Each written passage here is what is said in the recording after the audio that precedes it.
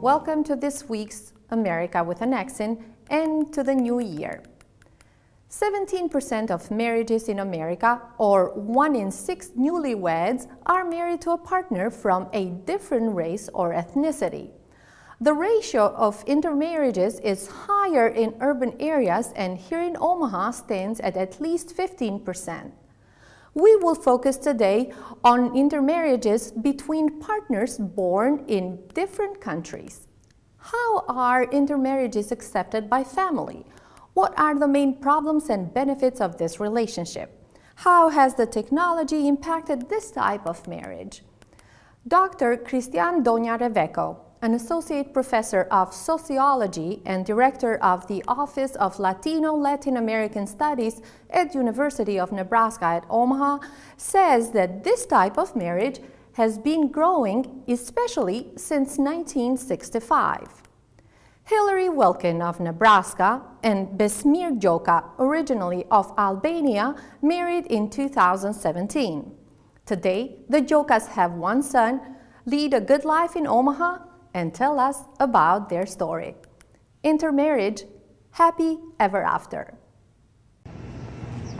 The probability of finding a spouse from a different ethnic group increased starting in 1965 when immigration law changed to allow immigrants from around the world enter USA instead of only those from Northern and Western Europe. Migration usually happens between ages of 18 to 45 or marriage age. Intermarriages between foreign-born and U.S.-born partners are a growing type of marriage. Between 1965 and, let's say, today, the population in the U.S. almost doubled. So it went from 180 million to more than 330 million. And a large proportion and a growing proportion of that growth is due to foreign-born people, right? So migrants, immigrants. That means that when you're thinking about the pool, the pool of possibilities to marry, you have a growing share of that pool formed by immigrants, or at least people with immigrant parents, right? That is probably one of the main reasons. Now, that is the demographic, if you wish, or a statistical reason.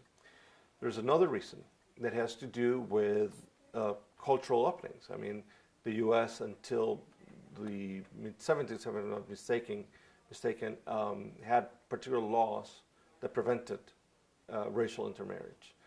And while we're talking about ethnic groups, there are some of these ethnic groups that were considered also racial groups.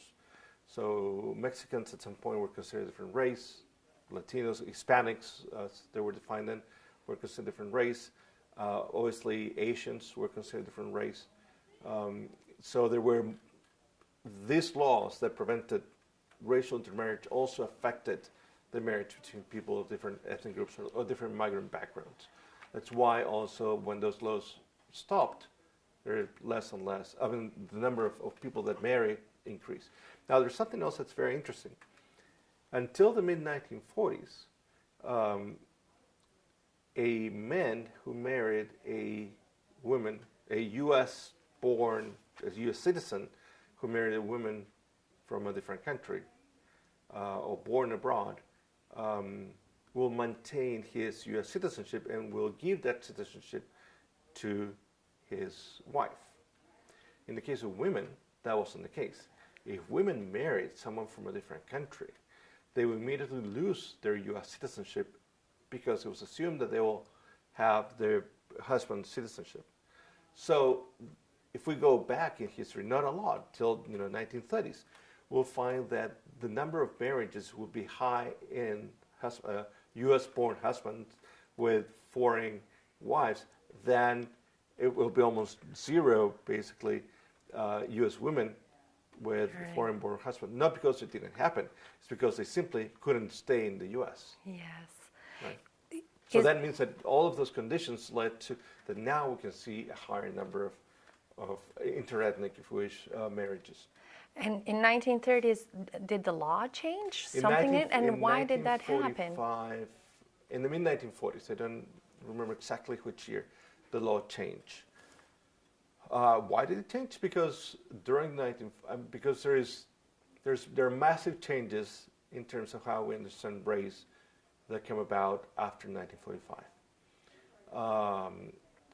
The literature argues, other scholars who've done more research on race than I have, that World War II is a watershed moment in terms of racial and gender integration.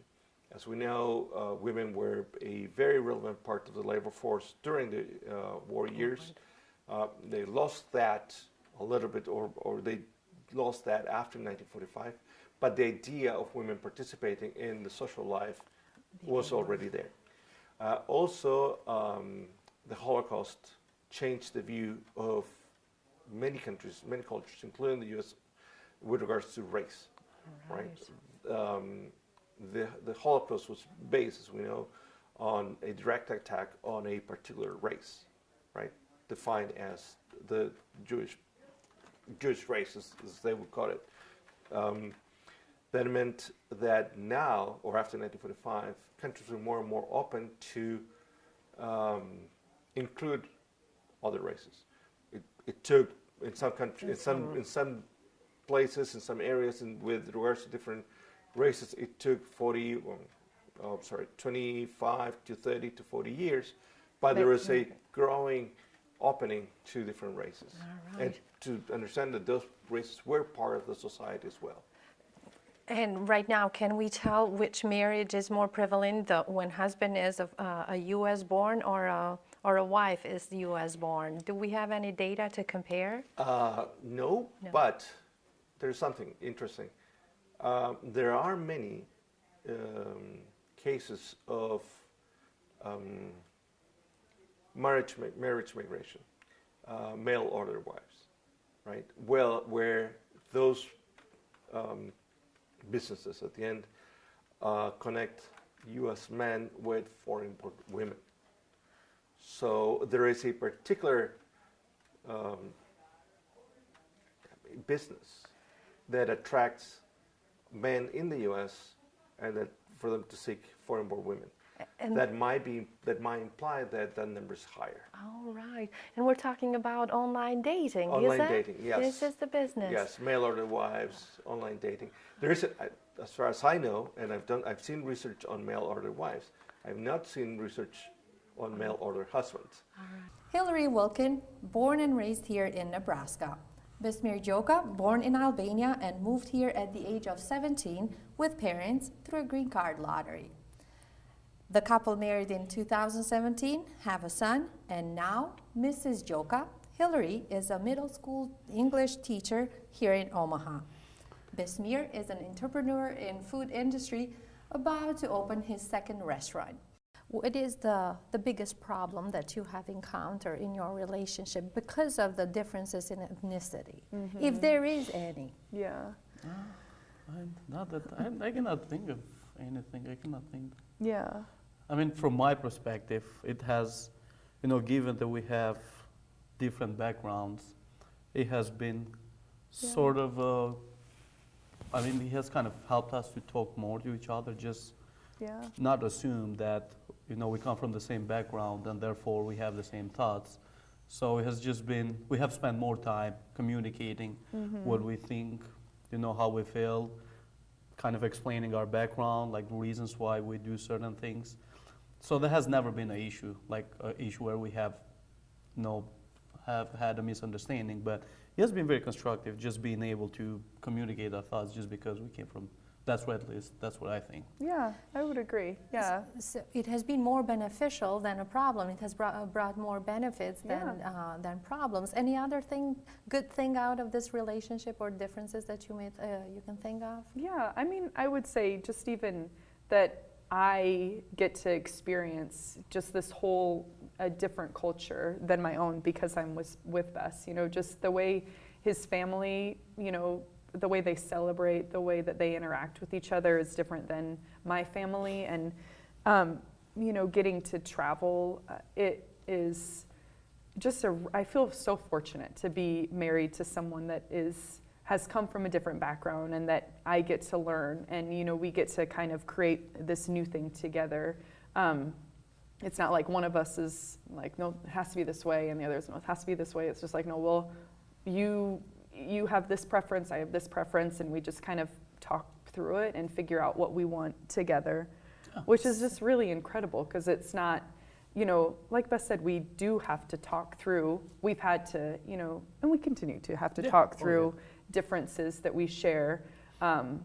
But it is just like you get to know each other so much more, and There is no assumptions. Yeah, and I get to share his culture, which is just so incredible. Which ethnic group is more conservative when it comes to having one of their members marrying a partner from a different ethnic group?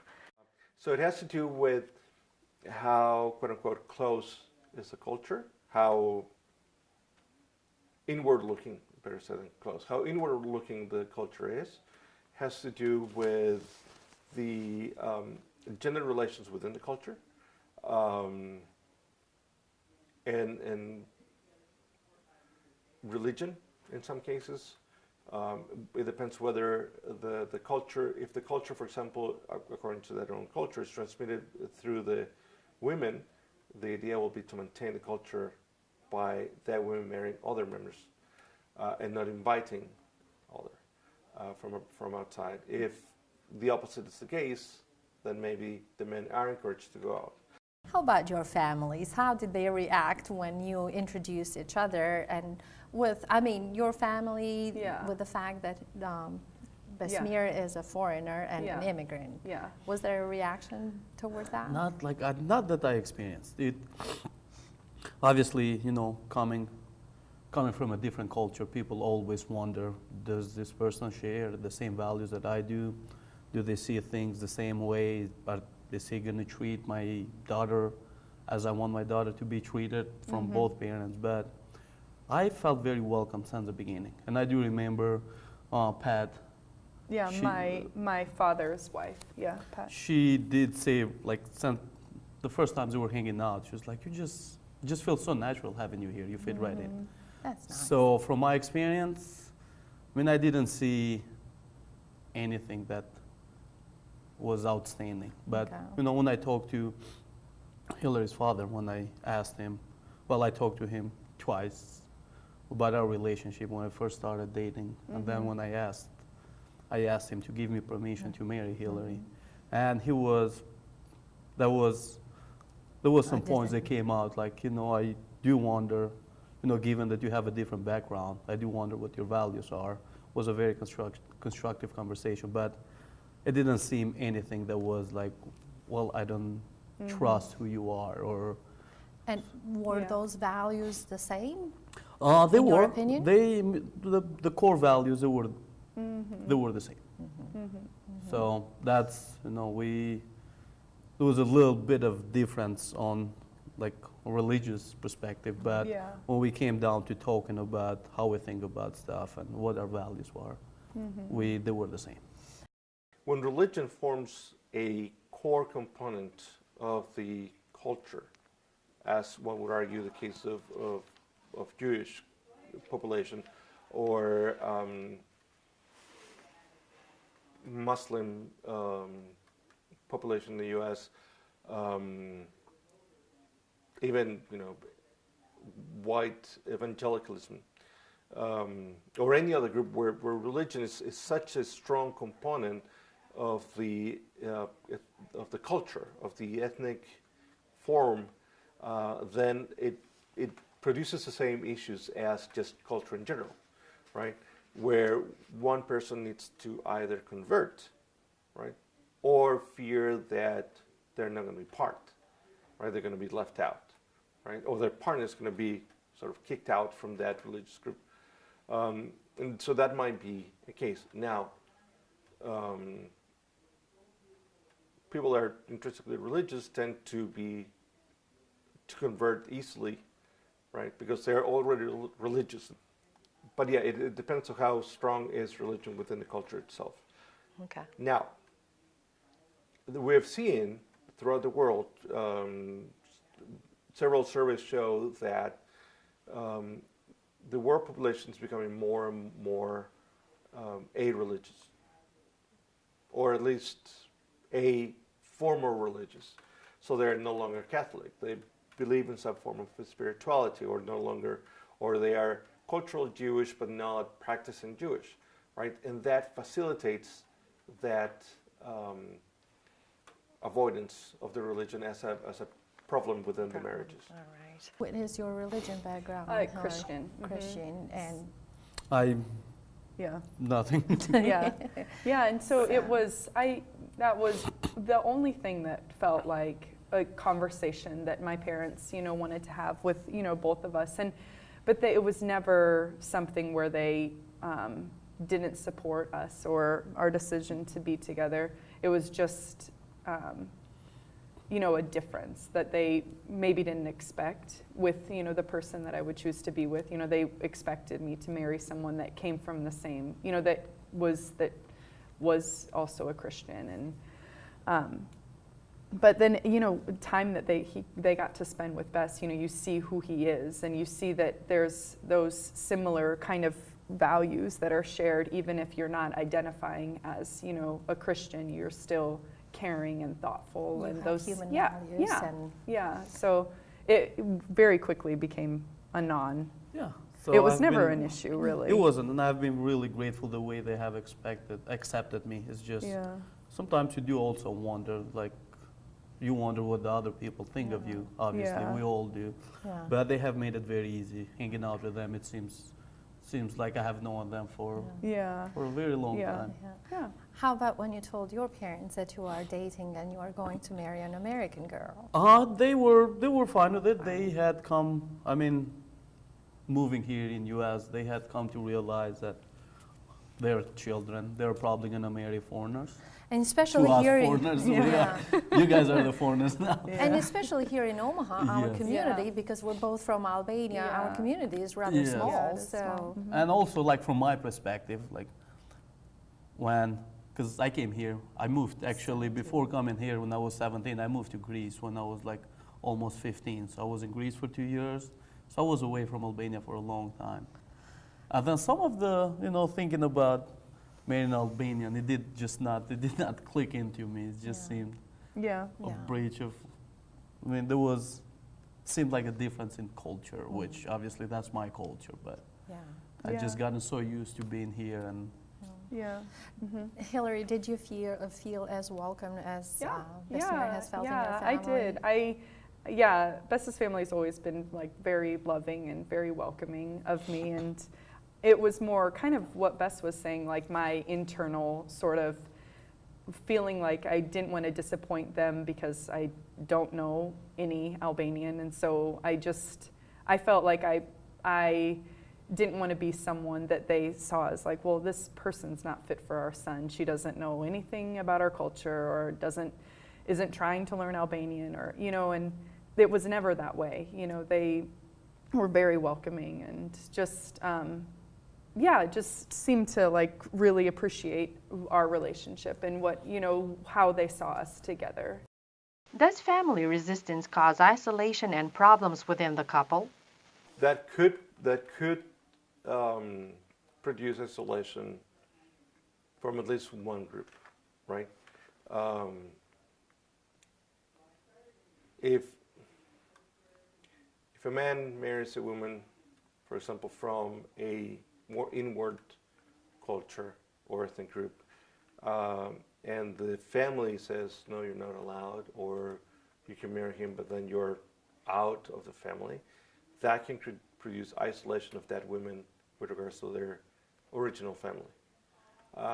And depending on the woman, that could produce problems within the couple, because she might feel that there's no support for her, right? That their eventual children might not have grandparents on one side. It can be the same for the other side. I mean, it could be the same that a man from a more conservative, let's say white American group marries a Latino woman, for example. He can be cut out from the family business or from inheritance, or the children might not be accepted, right? I do have a friend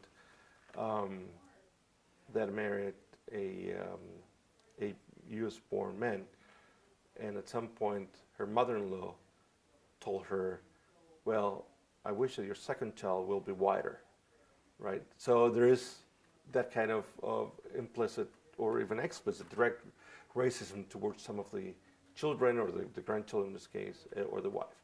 That's just not well accepted or received within the larger extended family. So that might be one big problem, I would argue. Yeah. And in this context, was there any misunderstanding because of the cultural differences and being then between you and your families as well? Yeah. Well, the main misunderstanding is that she gets overfed or forcefully fed every time she comes at my parents' house. Because It's about eating, Yes, isn't it it? is. It really is. Yeah, which is such an incredible thing because it immediately makes you feel so at home because it's just like, oh, feed her. She, yes. and it, you know, it just makes you feel like, oh, they want me to stay. Like they keep bringing food and drinks out, which was, you know, and it's like you can't say I don't want any more because I don't want to be insulting, but at some point you just can't have any more. You just have to leave stuff on your plate, and then they're like, well, I guess I can't fill it anymore. But because that's even how it was when we visited in Albania. It was just I want to be helpful, and I want to just, because we were there for a long time. We were there, you know, with Bessa's family, and so I wanted to like be someone that was helping around the kitchen, and there was none of that happening. Yeah. It's like, They don't no, let you you- sit Yeah. and You're the we'll- guest, yes, right? Yeah. Yeah. Abuse of institution of marriage or fake marriages for documents is a concern of this society. What does research say about it? I haven't came across any research on this, which might be that there's no one interested in doing research on that, or that the numbers are not that relevant. Researchers tend to be interested in many things, so I would argue that it's more that their numbers are not enough. I'm not saying there aren't any. As it doesn't happen with having children in the U.S., right? I know that there are certain people that come and have the women that they give birth here in the U.S. in order for their children to have the opportunity to be U.S. citizens. That happens. The same as, you know, fake marriages. Is that a relevant proportion of the total number of births, the total number of marriages? No. No. I can say definitely no. The thing is how we understand that process of getting married. So let's say that a U.S. woman goes abroad to Costa Rica, meets someone from Costa Rica, they fell in love, they spend a year there, they come back, and they get married in the U.S. The man gets his, you know, green card through marriage, which is not an easy process. But then 2 years later they divorce. Was that a fake marriage? Or is it just that there's a higher number of people that actually gets divorced? We don't know, right? You have to go inside every single case to understand where there was a fake marriage and where there was just a regular end of the relationship. Yeah. In today's political atmosphere, there's a lot of talk regarding immigrants. Do you ever feel like you have made a mistake that you married an immigrant, or do you relate that conversation to your partner? Yeah, I mean, I would never say that it felt like I feel regret or anything. I mean, I feel just so much more gratitude that I have, you know, married Bess, who comes from a very different background and who is an immigrant. You know, it's never, I don't think of him as an immigrant. I don't think of him as, you know, I think of him as an American citizen, and I realize that, you know, his background is, you know, very different than mine, but who he is as a person is, you know, who I have chosen to marry. And I also, we're surrounded by, you know, our family and our close friends. They just celebrate life. You know, they want to, you know, we're just surrounded by people that want to learn from each other and like really enjoy differences in one another. And whether that's, you know, a different religion or a different ethnicity or whatever it is, it's just I've never felt like Yeah, the yeah, groups that there was, we have around, like the people that we are surrounded by, they just don't seem to think about immigration as sometimes you Yeah. get betrayed by the media, or you know how it Yeah. seems like everybody's against them. That we just have been lucky to have a really good group of people who yeah, just appreciate who you are rather than where you come yeah, from. yeah. Next week, we will continue to talk on this topic with focus on children of this type of marriage and third culture kids. Now, it is time for letters to Andy. Dear Andy, greetings from Omaha. This holiday season, I thought a lot about technology. I love and I hate it. When I moved to America at the beginning of this century, I recall conversation with my parents when we would wish for calls when we could see each other. It has already happened. We celebrated New Year's 3 times. Over Skype, we said Happy New Year to my in-laws at 11 in the morning our time, or midnight in Novosibirsk, Russia, Central Asia. 6 hours later, at 5 p.m. our time, again over Skype, we had a toast to a good new year with my parents in Duras, Albania, Europe. At midnight in Omaha, Nebraska, we had our last round of toasts to the new year, Central Time, USA. Technology has made longing easier, distance shorter, and us the most connected group. In this sense, there is nothing not to love about technology. The hate happens in the triangle parent-kid technology. My kids have a hard time letting the phone down. We argue a lot, especially during school breaks. Why don't you read? Why don't you color? Why don't you whatnot? I hate it. However, even during these moments, I catch myself cheating, turning to my babysitter on demand, aka technology, when I need some free time. I guess it's not the triangle, but it is me, who started with the magic of books and is transiting to the paperless reality of computers. I feel like Don Quixote tilting at windmills when I try to instill the love of paper to a generation who doesn't even know how to write in cursive. I will die an old schooler who still believes that everything is good in moderation. Don't know, though, if that applies to technology. Till next time, Andy. Enkela. This was America with an Accent for this week. I hope to see you again next Monday here on KPAO or online at newamericansmedia.com, our Facebook page, and NAM YouTube channel. I am Enkela Vehbiu.